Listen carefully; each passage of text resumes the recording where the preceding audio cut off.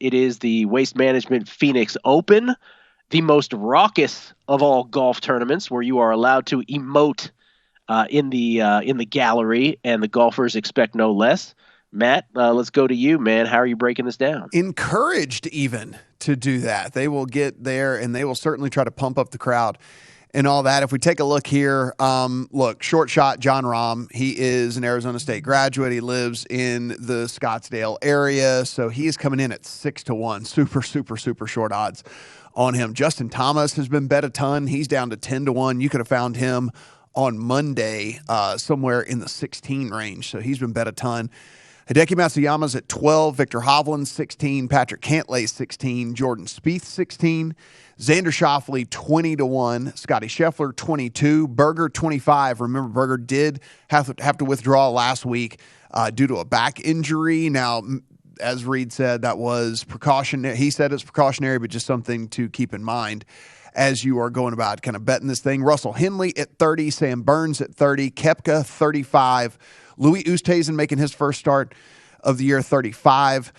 Tony Finau at 40. Seamus Power at 40. Bubba Watson at 40. So you can kind of see some real star power getting down into some of those bigger numbers as you get further down the board here. So 18 of the world's top 30 players going to be teeing off here. Rahm, Koepka, Oosthuizen, Cantlay, Spieth, JT, Matsuyama, Ancer, Finau, Webb Simpson, Schauffele, Sam Burns, Scotty Scheffler, Victor Hovland, all those guys in the field here. Now, you heard us if you were listening in the last hour we were talking about. There was a tournament over in Saudi Arabia last week, which, by the way, Harold Varner won. Yeah. That said, there are some players in the field that did go play in that tournament over there. Now, they're flying first class and all that, but still, it's a 20-some-odd hour flight to get back over here for that. That is Schauffele, Ancer, Finau, Bubba Watson, Lucas Herbert, Graham McDowell, Duffner, and then HV3, Harold Varner III, all did go play in Saudi Arabia last week. They're all in the field in this one. Kelley, I don't know if you faded those guys instantly. I did. You did. Okay, so I was going to ask you the same question. It was something that I wanted to run my models and everything without looking at that, but still had that list of players in mind.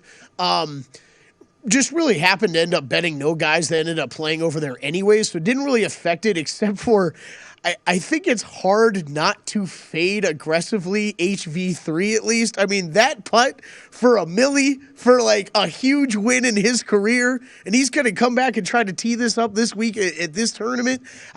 He kind of ranked kind of highly in my models, but I think I'm going to still fade him in a matchup or two. I haven't played it yet, but man, that was a huge moment for that guy last week. For a guy that has struggled on tour, especially with the putter, hits that kind of putt to win it.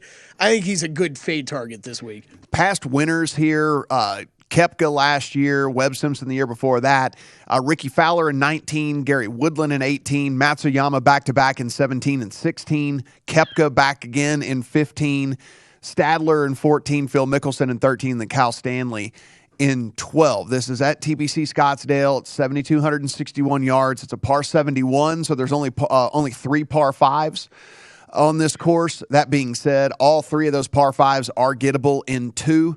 That said, hole number 15 does have water to deal with, 74 different water balls in the water there in 2020. So something to keep in mind on those par 5s that, yes, they're gettable, but they are also holes that you can get in trouble.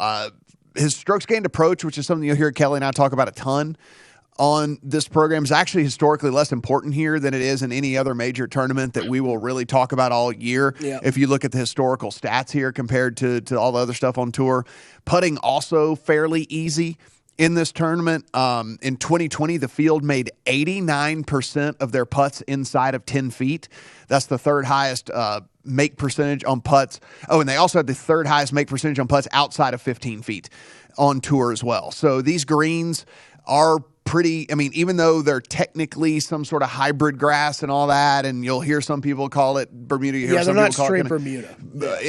but they're pretty true. And so you don't have to be a good putter here to kind of figure this out. So I didn't put any putting at all in my model this week. Again, if you're making 89% of your putts inside of 10 feet and it's the third easiest from outside of 15 feet, then anybody is in play this week. So not really worried about that. We mentioned those 3 par 5s. So number 17 is also one. If you've never watched this tournament, you got to watch it. It's awesome. Number 17 is a drivable par 4. It sits about 332-ish, 3-ish, 4-ish, depending on where they set it up, yards in that one. So it is, you can't hit it in the water in that one as well, but it is a drivable par 4 that a lot of guys are going to go after in this one. This is also a driver's course. And what I mean by that is 59% of all drives went over 300 yards last year on this course. And so a lot of that has to do with the layout. A lot of it has to do with just the fact that it's a desert course, right? So not much rain, not very soft. There's going to be some run out, right? It's going to be a little bit drier. There's going to be a little bit firmer. As well. Yeah, a little bit of elevation. So that 59% of all drives going over 300 yards, that was the second highest mark on tour last year. And also about this course, because of those par 5s, even though there's only 3 of them, they're able to be got, and not only are they able to be got, they're able to be got with eagles as well. 40 or more eagles have been made in each of the last 3 Waste Management Opens. So you can get eagles in this on this course as well with all this. And so for me, I mean, the players that I was kind of looking for in this one and the stats that I really went after and found to be the most important to me is a little bit different, like I said, than what Kelley and I normally do. Normally we start everything off with strokes gained approach. I didn't even put approach in my model this week. So interesting. Okay. So I just went straight ball striking, which is a combination of that and off the tee, but like I didn't weigh just that, right? And so I went ball striking, driving distance, opportunities gained, strokes gained par 5, eagles gained, the 175 to 200 proximity, and then I did scrambling, and then I did 3-putt avoidance, because here's one of the other things. You can get onto these greens, but they're big greens, right? Yep. They're huge greens. And so some of these guys might find themselves with like 80, 90-foot putts and stuff like that. And so it actually tends to have a pretty high 3-putt percentage as well at this tournament because these greens are so huge. So I did 3-putt avoidance, and then I also did birdies or better gained. What did you look at this week? Everything you just named, I punched in the model except for birdies or better. Just putting wise, I did opportunities gained in eagles. I did look at only other one. I looked at par 4s, 450 to 500 yards. I don't think you said that one. And then greens in regulation is the other one I looked at. Was just looking for guys that going to be able to get on the green in 2. Like you said, a lot of these par 5s gettable in 2. Somebody on the par 4s that I'm looking to bomb, and then hopefully have a nice easy shot out of the fairway onto the green. So I didn't look at everything else you just said though, Matt, is what I punched into the model as well. So we'll probably go over our bets here on the other side of what we actually ended up with. Sounds like our models were fairly similar though, and I know our bets are pretty different. It looks like the only guy we matched up on is our great friend Victor Hovland, who I'm excited to have a big week. Yeah, I mean, so for this one, for me, I mean, again, like I'm not worried about putting at all. I'm not worried about necessarily approach all that much. I mean, I did factor it in a little bit because ball striking does factor that a lot, but it's not one of those deals that I typically weight, super, super heavy on and all that. And frankly, if you kind of look at the way that this tournament's played historically, you need to be long, but you need to be keeping it in the fairway because it is still a desert course. You're going to get into cactuses and you're going to get into all kinds of rocks and things like that if you start spraying the ball all over the place. Both of you guys, let's give your actual your outrights, and let me just set this up for people who have missed this week. Matt Brown is coming off 2 consecutive outrights. 2 weeks ago at Torrey Pines, 83-1 on Luke List. Last week at Pebble Beach, 60-1 on Tom Hoagie. Kelley's been knocking at the door too. Just can't put it over. Just 2 runner-ups. Just 2 runner-ups already, Just Gill. 2 runner-ups. One of those being Tom Hoagie, but whatever. You're not bitter. Whatever. Or anything. No, I'm not bitter. Yeah, I'm not bitter. No, that's fine.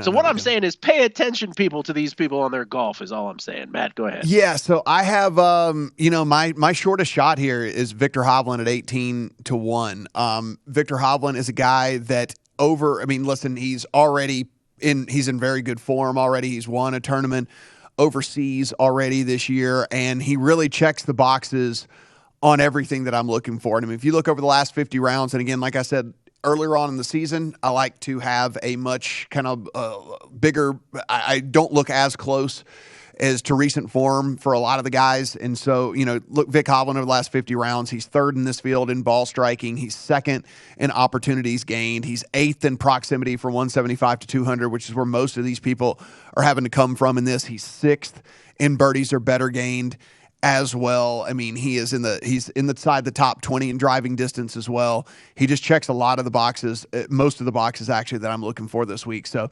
I do have a ticket in on him at 18-1. And then it goes kind of to that little bit longer for me here, because these are all guys that I think I'm getting in on before the market catches up to these numbers. I think, again, I'm trusting what I'm putting in. I'm trusting so far it's worked out for me, and I'm trusting, the way that this model's spitting this stuff out. So Taylor Gooch, a guy that we bet on, about a month ago that we were on a little bit earlier, we were betting him at 30-1. We're getting him now at 66-1.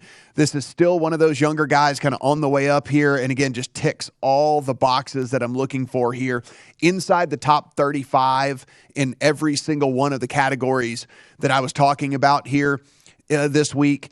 And in some of the scoring categories, strokes gained on par 5, the Eagles, stuff like that. He's 8th overall there. He's 2nd overall in Eagles. He's avoids 3 putts really well as well. Really like Taylor Gooch there, 66-1. Going back to Luke List, and this is a guy that I think might have had his Kokrak moment, like by winning, a couple of weeks ago. He took last week off, which I think is great.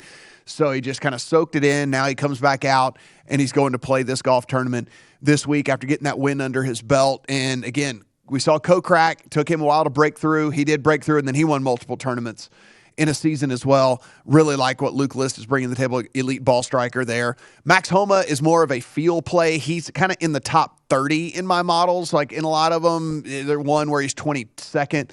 But the number just seems way off for me here. 71-1. A guy with a ton of talent here. Likes, West Coast guy. And then also he grew the stash back out for this tournament. And so you got to get him in your account whenever you have, anytime you can do that. Sure.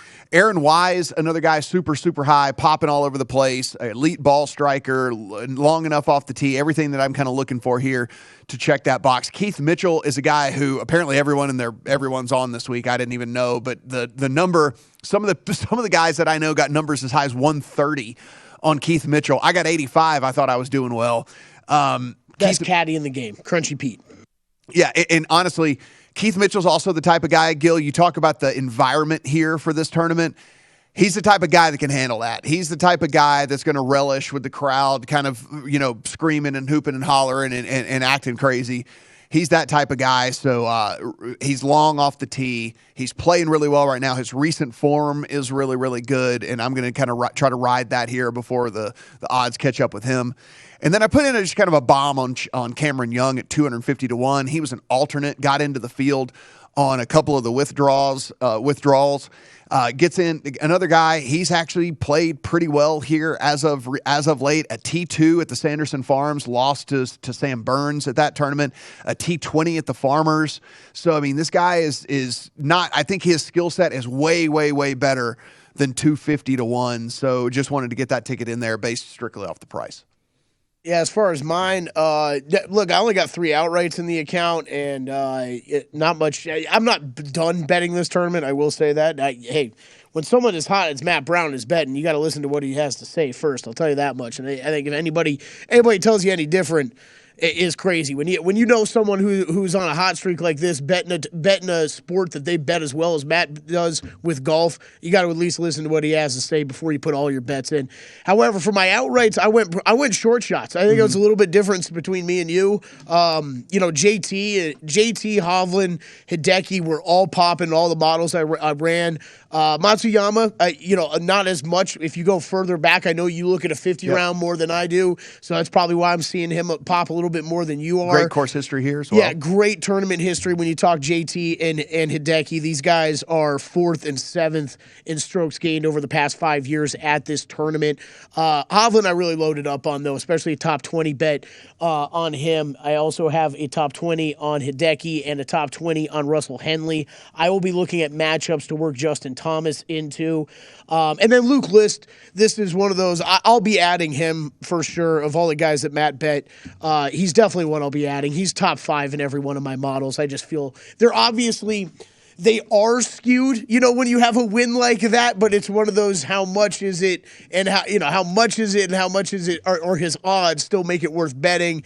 And I'm kind of with you, Matt. I think it's probably still worth a flyer on a guy like that. And like you said, we found a lot of success with Jason Kokrak last year. Maybe he's the Jason Kokrak of this season. So that's all I've got right now. Might be some ads along the way. Definitely Luke List.